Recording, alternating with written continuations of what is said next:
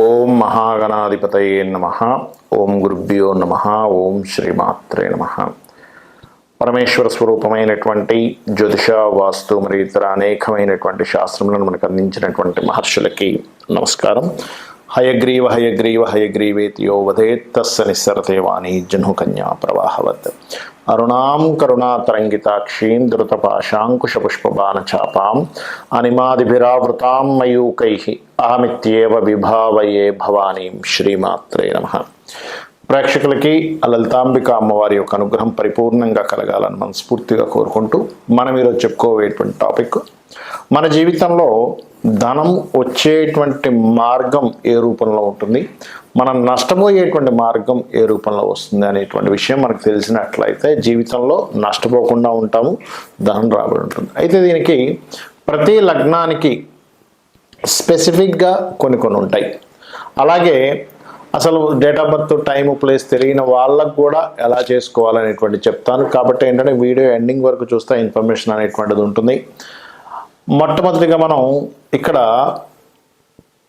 Conditions అసలు ఏమిటి, మళ్ళీ ఇక్కడ విదేశాల్లో ఉద్యోగం చేసే వాళ్ళకి వేరే ఉంటుంది, అవన్నీ కూడా నేను మీకు ఆఖరి వరకు చెప్తాను, చూస్తూ ఉండండి.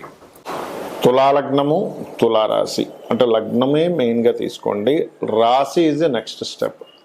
ఇప్పుడు ఈ తులలో మీరు జన్మించారు ఉదాహరణకి, ఈ తులాలగ్నానికి పర్టికులర్గా ధనాన్ని ఇచ్చే కారకులు ఎవరు, వ్యయాన్ని ఇచ్చే కారకులు ఎవరు అనేటువంటి తీసుకోవాలి. అయితే ఇక్కడ ఈ తులాలగ్నం దగ్గరికి వచ్చేసరికి వ్యయాధిపతి భాగ్యాధిపతి కూడా అవుతాడు. సో దీనికి ఉన్నటువంటి ఇదేమిటంటే ఇక్కడ వ్యయాధిపతి కనుక బాగుంటే ఒక అద్భుతం జరుగుతుంది. ధనాధిపతి సహజంగా ప్రతి లగ్నానికి ధనాధిపతి శుభుడు అవ్వాలని రూల్ లేదు. బట్ ఇక్కడ ఏంటంటే మీరు వీడియో ఎండింగ్ వరకు చూసినట్లయితే దీని పూర్తి వివరణ అనేటువంటిది మీకు అర్థమవుతుంది. రైట్, ఇక్కడ విషయానికి వస్తే కనుక మీ ధనాధిపతి ఎవరు, మెయిన్గా ఫైనాన్స్ అనేటువంటి వేటి మూలంగా జనరేట్ అయ్యేటువంటి కాంబినేషన్లో మీరు పుట్టారనేది తెలుసుకోవాలి. ప్రతి వ్యక్తి కూడా ఏదో ర్యాండమ్గా అలా పుట్టేయడం జరగదు, గుర్తుపెట్టుకోండి. పూర్వజన్మల్లో చేసినటువంటి పాప పుణ్య కర్మలన్నిటిని యాక్యురేట్గా క్యాల్కులేట్ చేసి ఒక వ్యక్తికి మార్కులు ఎలా వేస్తారో ఆ రకంగా ఈ పంచభూతాలు, దేవతా సంబంధించినటువంటి ఏవైతే మన కర్మని నిర్ధారించేటువంటి దేవతా సమూహం ఏదైతే ఉంటుందో అది మొత్తం కరెక్ట్గా పలానా గృహంలో, పలానా ఫ్యామిలీలో, పలానా సంతానంగా నువ్వు పుట్టాలి అని చెప్పి డిసైడ్ అయి ఉంటుంది, పలానా కర్మ అనుభవించాలని డిసైడ్ అయి ఉంటుంది.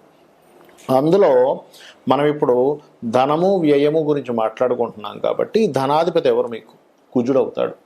ఈ కుజుడు ఇది ఎవరితో లింకప్ అయి ఉన్నాడు, ఎక్కడ ఇంప్రూవ్మెంట్స్ తీసుకొస్తాడు ఏమిటి అని చెప్పి మనం కరెక్ట్గా దీన్ని అర్థం చేసుకుంటే సప్తమాధిపతి ద్వితీయాధిపతి ఒక్కలన్నమాట. ఇక్కడ అంటే ఏమిటి, ధనం అనేటువంటిది జీవిత భాగస్వామి రావడంతో లేదా ఒక పార్ట్నర్స్తోని వస్తుంది. ఎప్పుడు వస్తుంది ఏమంటే 27 ఉన్న ప్రతి ఒక్కరికి జీవిత భాగస్వామి ద్వారా వస్తుందా అంటే కాదు. ఇక్కడ మనం అర్థం చేసుకోవాల్సింది, చాలా ఇన్డెప్త్గా అర్థం చేసుకోవాల్సింది ఏంటంటే ఈ మార్స్ బాగుంటేనే వస్తుందండి. కుజుడు పాడయ్యాడు మళ్ళీ రాదు, పోతుంది. అంటే మనం ఏంటి, కుజుడు ఉన్నాడండి నాకు ధనాధిపతి, నేను వెళ్ళి రియల్ ఎస్టేట్ చేస్తాను, లేదా మా భార్య పేరు మీద లేదా వాళ్ళ జీవిత భాగస్వామి హస్బెండ్ కావచ్చు, వైఫ్ కావచ్చు, చేసేస్తానండి నాకు డబ్బులు వస్తాయా, అది మీరు బాగా అర్థం చేసుకోవాల్సింది ఏంటంటే అదేమైంది. ఇప్పుడు చూడండి, మనకి మెడికల్లో ఒక ఇది ఉంటుంది, ఆటో ఇమ్యూనిటీ డిజార్డర్ అని ఉంటుంది. అంటే ఏమిటి, ఇమ్యూనిటీ మనకి మన బాడీని కాపాడేది, మనకి శక్తిని ఇచ్చేది, హెల్త్ని కాపాడేటువంటిది. ఒక్కోసారి ఏమవుతుంది అది రివర్స్ అయిపోద్ది, అంటే మన ఇమ్యూనిటీయే మన మీద దాడి చేస్తూ ఉంటుంది. అట్లాగే జన్మజాతకంలో కూడా ఒక్కొక్కసారి ఏమవుతుంది అంటే ధనాన్ని ఇచ్చే కారు కూడా రివర్స్ అవుతాడు ఒక్కోసారి. అప్పుడు ఏమవుతుంది, కుటుంబ సభ్యులతో ఏదో బిజినెస్ చేసాం, లేకపోతే జీవిత భాగస్వామి పేరు మీద చేసాం, లేకపోతే జీవిత భాగస్వామే ధనానికి. కొంతమంది చూడండి, అయ్యో వివాహం చేసుకున్నానండి, దాని తర్వాత ఆవిడ పెద్ద ఇది గొడవ జరిగిపోయింది, ఆవిడ ఇంత కావాలని డిమాండ్ చేస్తుంది, మేము డబ్బులు ఇచ్చేయాల్సి వచ్చింది అంటారు. అంటే దాని అర్థం ఏమిటి, ఈ 2-7 కాంబినేషన్ తులాలగ్నం 2-7 కాంబినేషన్ మార్స్ బాగున్నాడా మీకు డబ్బులు వస్తాయి. ఏది జీవిత భాగస్వామి ద్వారా, పార్ట్నర్స్ ద్వారా, భూముల ద్వారా, మిషనరీస్ ద్వారా, వీటి ద్వారా. ఇక సెకండ్ ఆప్షన్ ఏంటి అంటే ప్రతిదీ కూడా ఒక్కలే ఇవ్వరండి, ఈ 12 భావాలు ధనాన్ని ఇస్తుంటాయి, గుర్తుపెట్టుకోండి. బట్ ఇట్స్ డిపెండ్ ఆన్ మీకు ఏ రంగంలో ఎవరు ఎక్కడ ధనాన్ని ఇచ్చేటువంటి దాంట్లో ఉన్నారనేది పట్టుకోగలగాలి. ఈ 12 భావాలు వ్యయాన్ని ఇచ్చేది ఉంటుంది, ధనాన్ని ఇచ్చేది ఉంటుంది, అదృష్టాన్ని ఇచ్చేది ఉంటుంది. బట్ ఎక్కడ ఏది ఎలా ఉంది అనేటువంటి దాన్ని కరెక్ట్గా క్యాలిక్యులేషన్ చేసుకుంటూ ఉండాలి. నెక్స్ట్ పంచమాధిపతి శని భగవానుడు.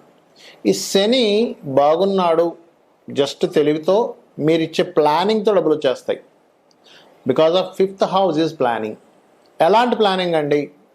ఒక ఇందాక మనం అనుకున్నట్టుగానే రియల్ ఎస్టేటే అనుకోండి కాసేపు, లేదా ఏదైనా ఒక విషయాన్ని ప్లానెడ్గా చేయాలి, మీ యొక్క సజెషన్స్ ద్వారా డబ్బులు వస్తాయి.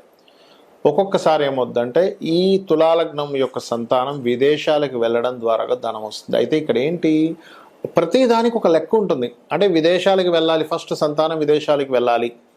ఈ సంతానం విదేశాలకు వెళ్ళేటువంటి యోగం ఫస్ట్ ఉందా లేదా, ఇట్స్ డిపెండ్ ఆన్ యోగము. ఏ యోగం ఎక్కడ ఎంతవరకు కనెక్ట్ అయింది ఈజ్ మోస్ట్ ఇంపార్టెంట్. యోగం లేకుండా ప్రయత్నం చేస్తూ ఉంటాం. చాలామంది చూడండి, మనకి డైరెక్టర్స్ పిల్లలు ఉంటారు, యాక్టర్స్ పిల్లలు ఉంటారు, వాళ్ళు మళ్ళీ వెళ్ళలేరు. ఎందుకు? బ్యాక్గ్రౌండ్ అంత ఉన్నా కూడా వాళ్ళు అవ్వలేరు. అదేమిటండి, అంత పెద్ద స్టార్ కొడుకు అవ్వలేదా, డైరెక్టర్ కొడుకు అవ్వలేదా, ఏమిటిది ఆశ్చర్యం అనిపిస్తుంది. This is call yoga. యోగం ఉంటేనే అవుతారు. యోగం ఉంటే ఎటువంటి బ్యాక్గ్రౌండ్ లేకుండా కూడా వాళ్ళు లైఫ్లోకి వెళ్ళిపోతారు. ఇప్పుడు మనకి చూడండి, ఉదాహరణకి చాలామంది యాక్టర్స్ ఉన్నారు. అలా చాలామంది యాక్టర్స్ బ్యాక్గ్రౌండ్ లేకుండా ఎలా పైకి వచ్చి రాగలిగారు అంటే ఇట్స్ డిపెండ్ ఆన్ యోగము. ఇది గుర్తుపెట్టుకోండి. అట్లా మీకు పంచమాధిపతి ఇస్తున్నాడు రిజల్ట్. ఇక్కడ మీకు మెడికల్, ఆరోగ్యము, క్రియేటివిటీ వీటిలో ఇస్తాడు డబ్బులు శని బాగున్నాడంటే. నెక్స్ట్ ఇక్కడ లాభాధిపతి అండ్ భాగ్యాధిపతి. ఇక్కడ మనం భాగ్యాధిపతికి వ్యయాధిపత్యం వచ్చింది. చాలా డిఫరెంట్ కాంబినేషన్ తులాలగ్నానికి. బట్ తులాలగ్నానికి ఉన్నటువంటి స్ట్రెంత్ ఏమిటంటే బ్యాలెన్సింగ్ మైండ్, బ్యాలెన్స్, ప్రతిదాన్ని బ్యాలెన్స్ చేసే సత్తా ఉంటుంది తులాలగ్నానికి. అయితే ఇక్కడ భాగ్యాధిపతికే వ్యయాధిపత్యం రావడం వల్ల ఏమిటంటే మీకు బుధుడు బాగున్నాడంటే తండ్రి ఆస్తే మీకు అదృష్టం. ఇంకా గుర్తుపెట్టుకోండి, బుధుడు బాగోలేడండి మీ జన్మజాతకంలో ఒక పెద్ద మిస్టేక్ చేస్తారు చాలామంది. ఏమిటంటే తండ్రి ఆస్తిని తీసుకొని అదే ఇంట్లో ఉంటారు. బుధుడు పాడయ్యాడు అనుకోండి, ఏదగారు మీరు లైఫ్లో. ఎందుకు? మెర్క్యూరీ అనేటువంటి పాత్ర ఏదైతుందో తండ్రిని, తండ్రి ఆస్తిని చూపిస్తుంది. మరి అలాంటప్పుడు ఏం చేయాలి? మెర్క్యూరీ పాడైపోయాడండి, సింపుల్. మీకు కనుక బుధుడు పాడైతే ఇక్కడ రెండు విషయాలు. ఒకటి, తండ్రి ఆస్తి మీరు యాజ్ ఇట్ ఈజ్గా తీసుకోకూడదు, తీసుకుంటే ఇబ్బంది. మరి దాన్ని ఏం చేయాలంటే ఆ ఆస్తిని అమ్మి అదే డబ్బులతో ఇంకో దగ్గర కొనుక్కోవాలి. యాజ్ ఇట్ ఈజ్గా ఉండకూడదు. మీ వర్క్కి, మీ యొక్క దీనికి సెట్ అయ్యేటువంటి డైరెక్షన్స్లో తీసుకోవాలి. రెండవది, 12వ అధిపతి పాడైతే సర్వసాధారణంగా ఏమిటంటే వివాహ సంబంధించినటువంటి విషయాల్లో ఇబ్బందులు ఎదుర్కొంటారు. అయితే ఇక్కడ ఈ పాడవడం అనేటువంటి 12th లార్డ్ డైరెక్ట్గా ఇస్తాడా, ఇంకో గ్రహానికి అప్పచెప్తాడా అనేటువంటిది ఎవరి జన్మజాతకంలో వాళ్ళ పర్సనల్ చార్ట్స్లో ఉంటాయి. అయితే ఇక్కడ ఈ 12వ అధిపతి భాగ్యాధిపతి ఒక్కడయ్యాడు కూడా బుధుడు యొక్క రోల్ చాలా ఎక్కువగా ప్లే చేస్తూ ఉంటుంది. కానీ బుధుడు కనుక బాగుంటే నేను ఇందాక చెప్పినట్టుగా తండ్రి ఆస్తి మూలంగా వస్తుంది. నెక్స్ట్ విదేశాలకు వెళ్ళడం ద్వారా కూడా భాగ్యం అనేటువంటిది కనెక్ట్ అవుతుంది బుధుడు బాగుంటాయి. అయితే ఇక్కడ మనకి పర్టికులర్గా మీరు కుజ, రవి, ఎందుకంటే ధనాధిపతి, లాభాధిపతి. రవి గనక బాగున్నాడా ఇంకా బిజినెస్లో, అందులో ముఖ్యంగా వ్యాపారాలకు సంబంధించిన విషయంలో, ఆరోగ్యాన్ని ఇచ్చేటువంటి బిజినెస్లో అద్భుతంగా రాణిస్తారు, అందులో ఎటువంటి సందేహం లేదు. అయితే మీరు చేయవలసిన దేవతారాధన మాత్రం కాళికామ్మవారి యొక్క ఆరాధన చేయండి, అన్ని విధాలు బాగుంటుంది. ఇక్కడ ముఖ్యంగా మీకు నేను చెప్పాను, ధనాధిపతి ఒక గ్రహంతో కనెక్ట్ అయినప్పుడు దాని మూలంగా డబ్బులు వస్తాయి. అంటే చిన్న ఎగ్జాంపుల్ చెప్తాను చూడండి. ధనాధిపతి రవితో కనెక్ట్ అయ్యాడు, అప్పుడు మీరు ఏం చేయాలి? రవి బాగున్నాడా, ఆటోమేటిక్గా మీరు మెడికల్ రిలేటెడ్ వాటిల్లో వెళ్ళిపోతే బాగా వస్తాయి డబ్బులు. అది ఆరోగ్యాన్ని ఇచ్చే ఏదైనా సరే.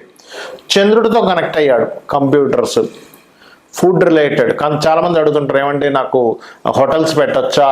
ఫుడ్, చంద్రుడు బాగున్నాడా, ధనాన్ని కనెక్టివిటీ ఇస్తున్నాడా, ఆ మహాదశ నడుస్తుందా? గుడ్. అలా కాదండి, నేను సెక్యూరిటీ సర్వీసెస్ పెట్టుకుందాం అనుకుంటున్నాను, మార్స్ బాగుండాలి. అలాగా సార్, నేను ఒక ఏజెన్సీ పెట్టుకుందాం అనుకుంటున్నా, ఏజెన్సీ ద్వారా నాకు డబ్బులు రావాలనుకుంటున్నా, ఏమిటి? మెర్క్యూరీ బాగుండాలి.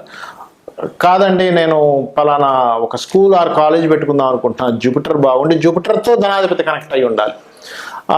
కొంతమంది మ్యారేజ్ బ్యూరోస్ పెట్టుకుని ఉంటారు, లేకపోతే ఫ్యాషన్ డిజైనింగ్ పెట్టుకుంటూ ఉంటారు, బ్యూటీ పార్లర్స్ పెట్టుకుంటూ ఉంటారు, లేనట్లయితే ఏదైనా అందమైన వస్తువులు అమ్మేటువంటిది పెట్టుకుంటూ ఉంటారు, కాస్ట్లీ వస్తువులు అమ్మేది పెట్టుకుంటారు. వీనస్ బాగుండి, వీనస్ ధన స్థానాన్ని సంబంధం కలిగి ఉండాలి, అప్పుడు 5th కనెక్టివిటీ కూడా ఉండాలి. అయితే ఇక్కడ ఏంటంటే ఎప్పుడు కూడా ప్లానెట్ బలం ఎంత ఉంది, అది పాపకర్తిలో ఉందా, శుభకర్తిలో ఉందా, ఈజ్ మోస్ట్ ఇంపార్టెంట్. కొంతమంది ఏం చేస్తారు, కన్సల్టెన్సీ సెంటర్స్ పెట్టుకుంటారు, అంటే వీళ్ళు జాబులు ఇప్పిస్తూ వాళ్ళు అందులో కొంత కమిషన్ తీసుకుంటారు. అలాంటప్పుడు శాటర్న్ బాగుండాలి.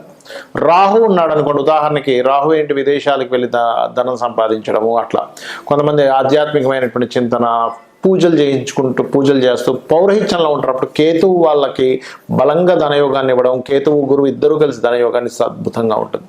అంటే ఇక్కడ ఏమిటంటే ఒకటి గుర్తుపెట్టుకోండి, ఈ కాంబినేషన్ ఏదైతే ఉందో ఈ కాంబినేషన్ రిజల్ట్ మీద ఆధారపడి ఉంటుంది. అలాగే 12వ స్థానాధిపతి కూడా పాడైతే ఇక్కడ నేను మీకు ఏం చెప్పాను, ఖర్చులు ఆ రూపంలో అవుతాయని చెప్పాను. ఇప్పుడు మనకి ఖర్చులు వేస్టేజ్ అయిపోతాయా బాగొస్తాయా అంటే ఈ 12వ అధిపతి బాగుండడం లేదా 12వ అధిపతి పాడైపోవడం.